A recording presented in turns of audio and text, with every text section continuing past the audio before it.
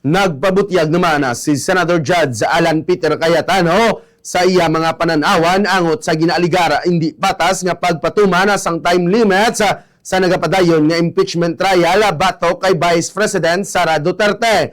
Kasunod din sang obserbasyon ni Senador Judge Rapi Tulfo nga ang mga pagsulundan dapat i-aplikara sang tayuyon sa tanan nga Senador Judges.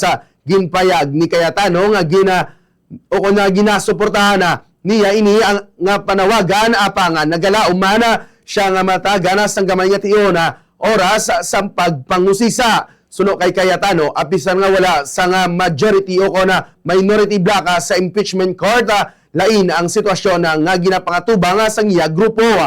Una na nga ginatahag ni Presiding Officer Francis Chis Escudero nga sa impeachment court ang tanan nga senador nagaserbe bilang senador judges kag wala sa nga dibisyon sa majority kag minority block. Yari bala pamatian nato na nangin kabahin sang payag ni Senador Judge Alan Peter Cayetano. I take the comments of Senator Tulfo in order. I respect your opinion, but just to put on record, as you said, Senator Lacson a while ago asked for more time, binigay. Walang bell yon. Yesterday, 2 bell sa akin. 2 o 3? Dalawa lang ang bilang ko. 2 lang bilang mo. And maybe the solution is that after the first, isang bell na lang, pero kasi from the start of the impeachment trial, we asked the presiding officer at sabi mo nga, liberality, because then if not, if we can't ask questions, baka magkaroon ng motion or mas lalong tatagal.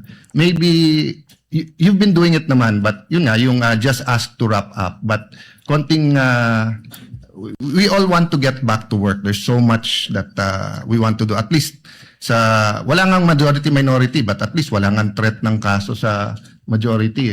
Kami magsalita dito, parang may sword sa aming nakatutok. So, konting pagbibigay din sa amin ng konting liberality din sa pagtatanong.